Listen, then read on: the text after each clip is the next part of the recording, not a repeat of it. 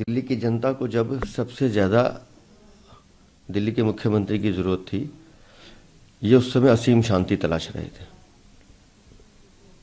दिल्ली प्रदूषण से त्रस्त है, दिल्ली हाँफ रही है, लोगों को सांस की बीमारी हो रही है। आज भी दिल्ली में कई जगह 400 से पार AQI है, लेकिन इनको असीम शांति प्राप्त हो रही है। दिल्ली के अस्पतालों में या जो इनके बनाए मौत के क्लिनिक हैं, वहाँ नकली दवाइयाँ बांटी जा रही हैं, लेकिन इनको असीम शांति मिल रही है, क्योंकि दिल्ली से आपका कंसर्न ही नहीं है। आपको सिर्फ असीम शांति मिलती है भ्रष्टाचार करने में, वो आपका एजेंडा पूरा चल रहा है। शराब घोटाले पे जांच एजेंसी से आप भागते फिर रहे हैं।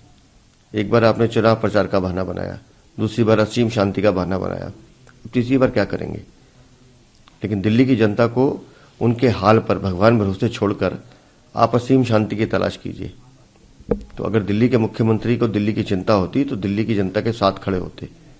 एक शब्द उनके मुंह से नहीं निकला है कि दिल्ली के अस्पतालों में नकली दवाइयां कहां से आ गई। जो कंपनी नकली दवाइयां बना रही थी, उनके टेंडर खत्म होने के बाद भी उनको एक्सटेंशन क्यों दी गई? जवाब दे मुख्यमंत्री जी। वही देखिए, कानून प्रक्रिया तो कानून के हिसाब से काम करेगी। शराब घोटाले का सच पूरी दिल्ली को मालूम है, पूरे देश को मालूम है। आपके साथी जिन्हें आप भारत रत्न देना चाहते थे, वो जेल में बंद है, 1 साल होने को आ गया, जमानत नहीं हो रही। साक्ष्य हैं तो बंद है। संजय सिंह के लिए भी माननीय कोर्ट ने टिप्पणी की है कि उनके खिलाफ भी साक्ष्य हैं। तो अरविंद केजरीवाल मुखिया है आम आदमी पार्टी के, उस शराब घोटाले के सरगना है। अगर जांच एजेंसी आपसे सवाल पूछना चाहती है तो आप क्यों भाग रहे हैं? जाइए, सामना कीजिए, पता चले दिल्ली की जनता को। लेकिन अब तीसरा नोटिस आया है, हम भी देखेंगे कि ये कब तक भागते फिरेंगे। जी, नकली दवाइयों की बात की है सर। नकली दवा लेकर भी जो दिल्ली के स्वास्थ्य मंत्री हैं, वो कह रहे हैं कि इस मामले में उन्होंने लेटर भी लिखा है। जो हेल्थ सेक्रेटरी उनको वो सस्पेंड करना चाहते हैं, इसको लेकर लेटर। कब चिट्ठी लिखी उन्होंने? आज ही लिखी है सर। आज लिखी है। और उनका ट्वीट मैंने देखा, वो कह रहे हैं कि जब मैंने पदभार संभाला 7 मार्च को या मार्च के महीने में, तो मुझे जानकारी मिल गई थी। तो मार्च से लेकर अब 30 दिसंबर तक, आपने कल चिट्ठी लिखी, 29 दिसंबर तक आप कर क्या रहे थे? आप भी असीम शांति का अनुभव कर रहे थे।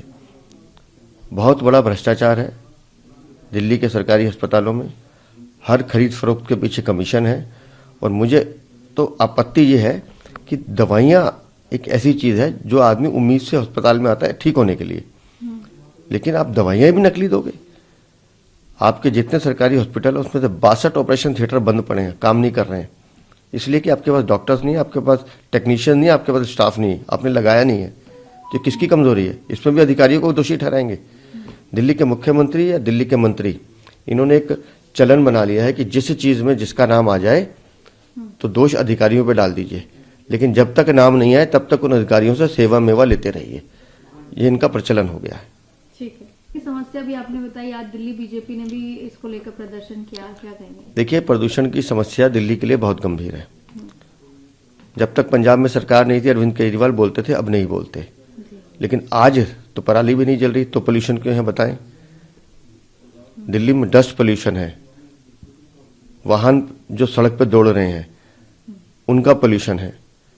अगर आप ईमानदार होते तो पिछले 9 सालों में एक बस आपसे नहीं खरीदी गई। वो 1300 इलेक्ट्रिक बसें भी माननीय प्रधानमंत्री जी ने दिल्ली को सौगात दी है। DTC की बसें वहीं की वहीं खड़ी हैं 3700। एक बस आपसे खरीदी नहीं गई। दिल्ली की यातायात व्यवस्था को सुगम बनाया नहीं गया। तो आपने दिल्ली के लिए किया क्या? आपने दिल्ली को तो मरने के लिए छोड़ दिया।